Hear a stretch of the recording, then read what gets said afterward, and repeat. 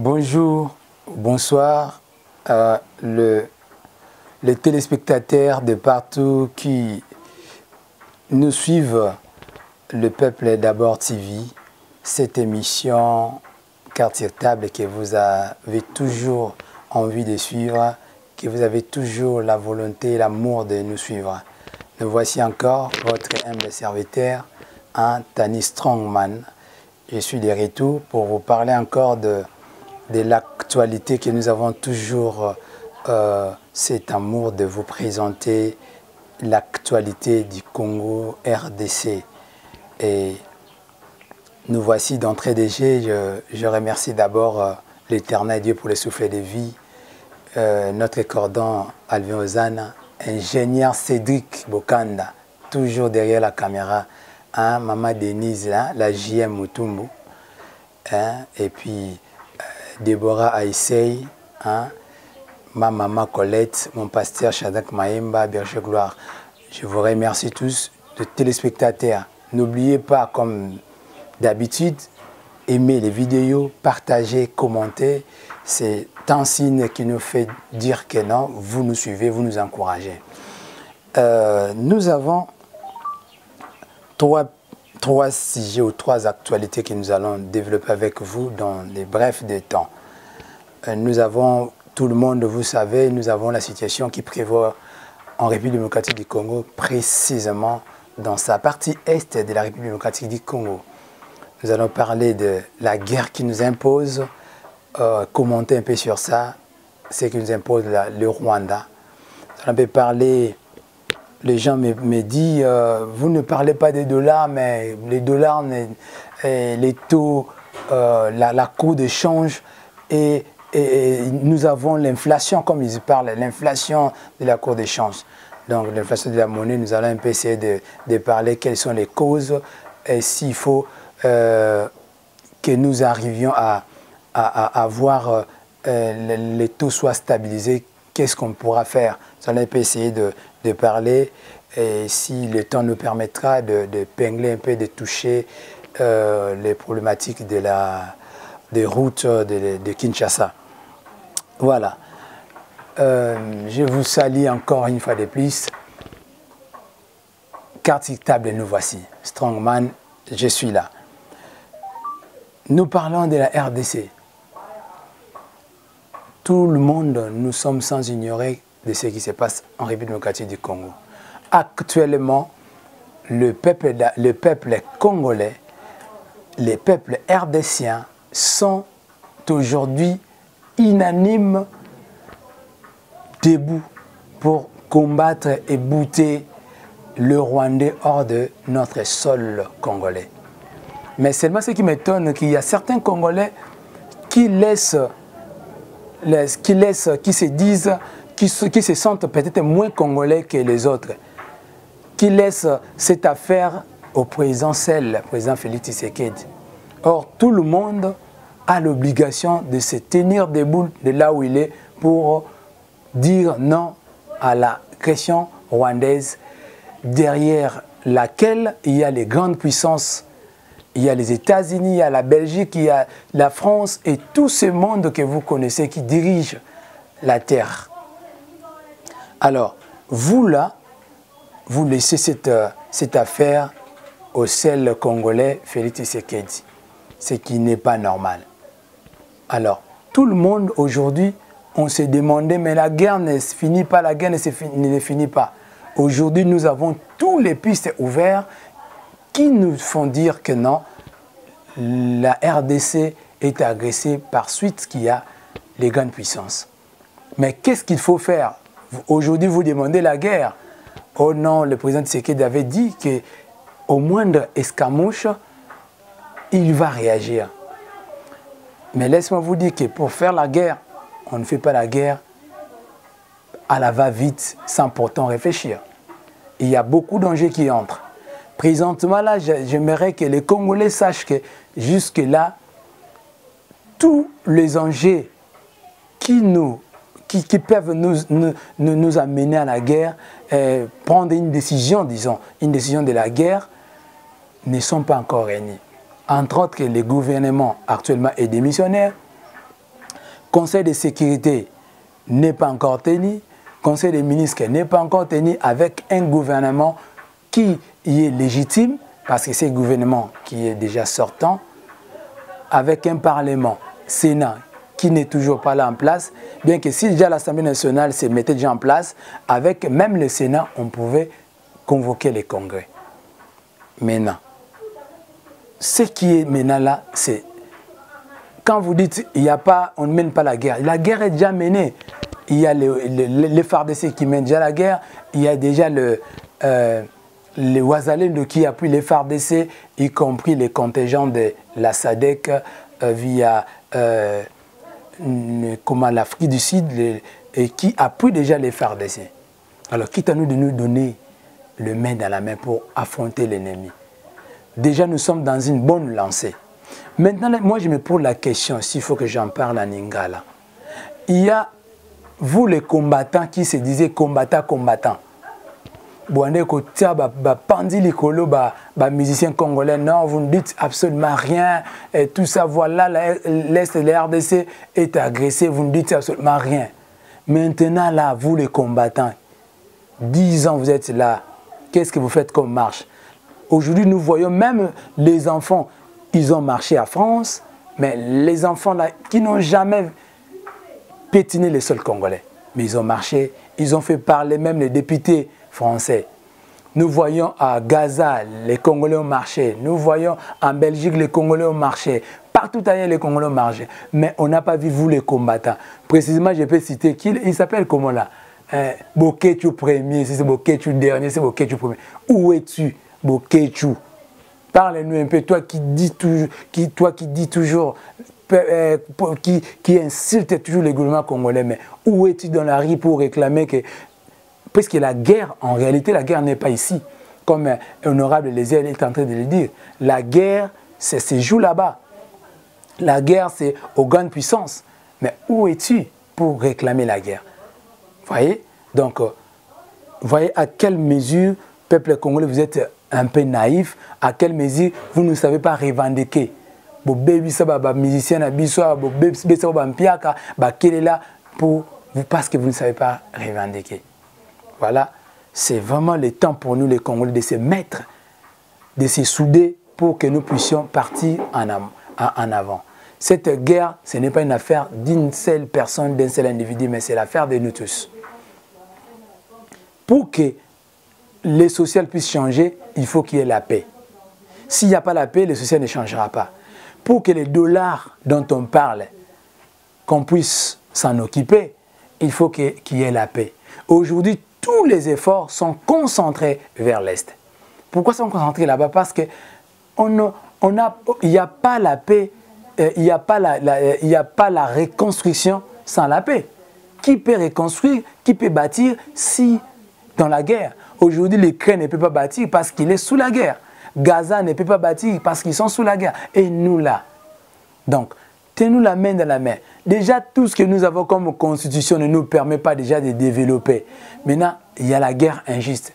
Comment allons-nous, quand est-ce qu'allons-nous réfléchir sur changer la constitution, changer les textes de la République pour promouvoir en fait le développement de ces pays? Nous sommes un peu bâclés. Alors, puisque nous avons quelque chose qui nous unit, alors, ce n'est pas l'affaire des individus comme celui-là, ce n'est pas cette affaire de citer les noms des individus. Mettons-nous ensemble. Parce que si nous revendiquons tous ensemble, nous disons non aux Occidentaux, nous allons donner la force à notre gouvernement, nous allons donner la force à notre président. Même ces Occidentaux ne pourront rien le faire. Mais si c'est essentiel, ils peuvent manigancer et faire tout. Le Congo, c'est toi, Congolais. C'est toi, RDCien, c'est toi, RDCien. Qui allait les changer ou qui va les changer? Les dollars, cette affaire-là qu'on parle de dollars. En fait, aujourd'hui, nous n'avons pas les opérateurs économiques congolais. Le dollar, aujourd'hui, en fait, c'est un commerce. C'est les commerces, en fait, qu'on fait. Chacun a des francs congolais, il est en train de chercher les dollars. Pourquoi? Parce que la plupart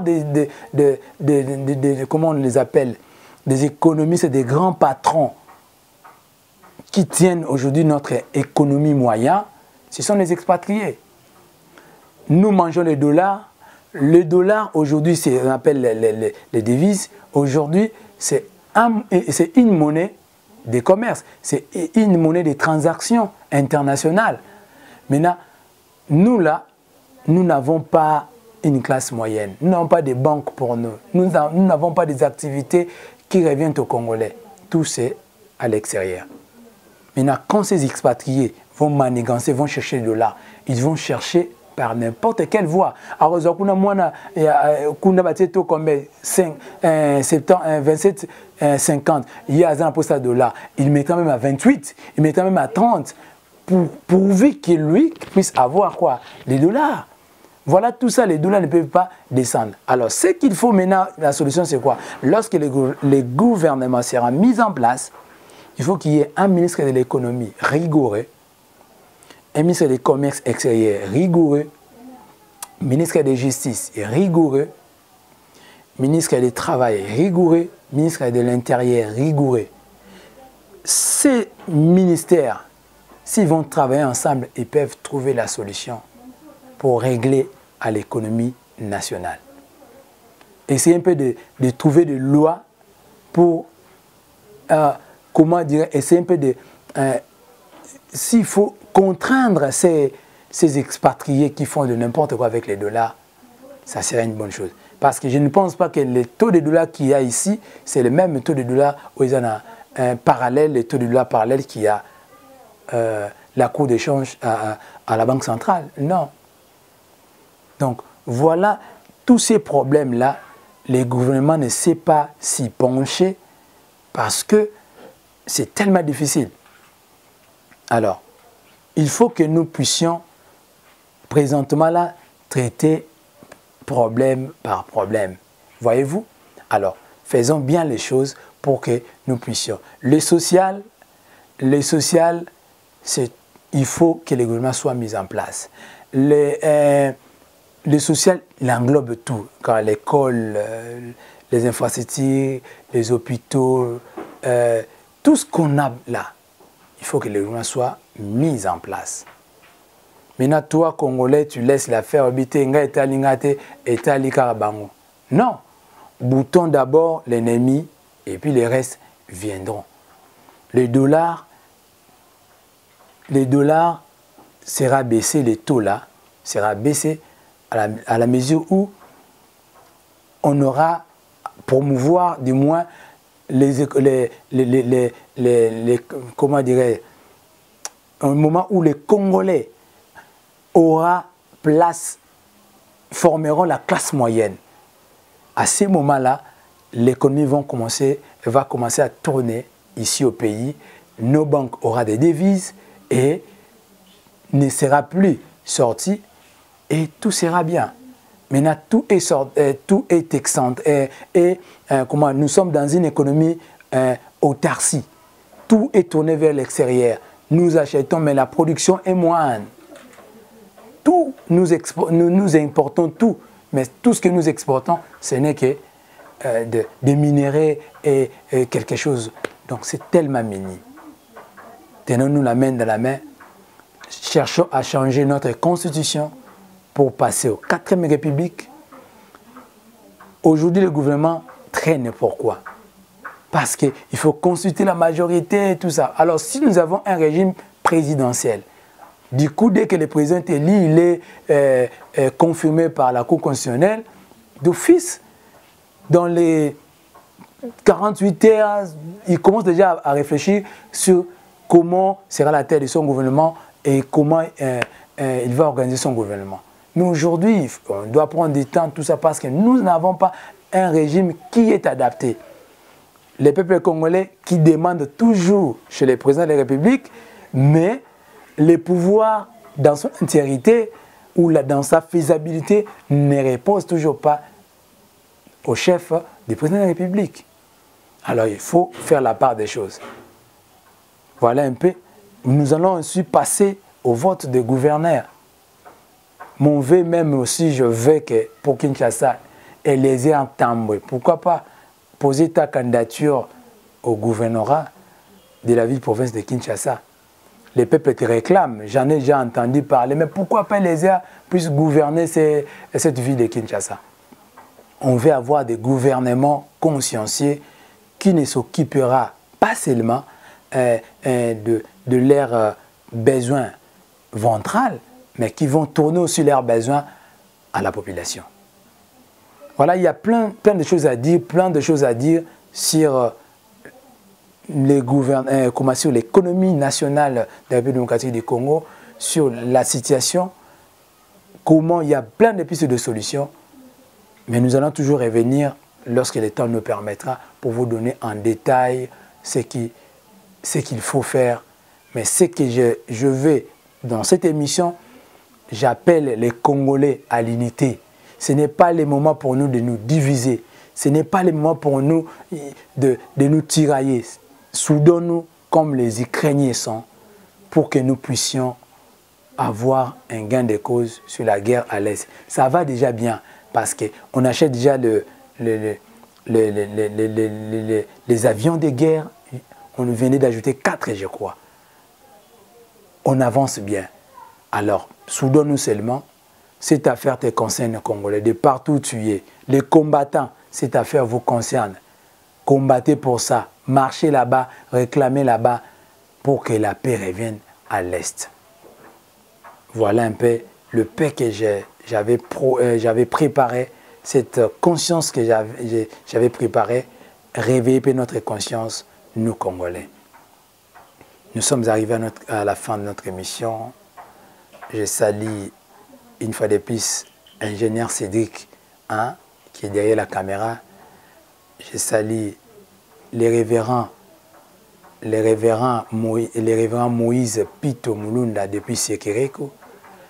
Je salue tous mes collègues, je salue nos téléspectateurs de partout. Tenez mon numéro, c'est plus 243 85 14 45 957. Appelez pour les suggestions, appelez pour les conseils, appelez pour les sujets, envoyez même, c'est un numéro WhatsApp, envoyez si vous avez des sujets, si vous avez des informations, envoyez-nous. Nous allons continuer à partager ou à parler de tout ce que vous voulez. Maman Denise, la femme à la taille S, la GM Mutumbu, Joël Mutumbu, je te salue et je vous dis bye bye. N'oubliez pas d'aimer, de commenter, de partager. Au revoir.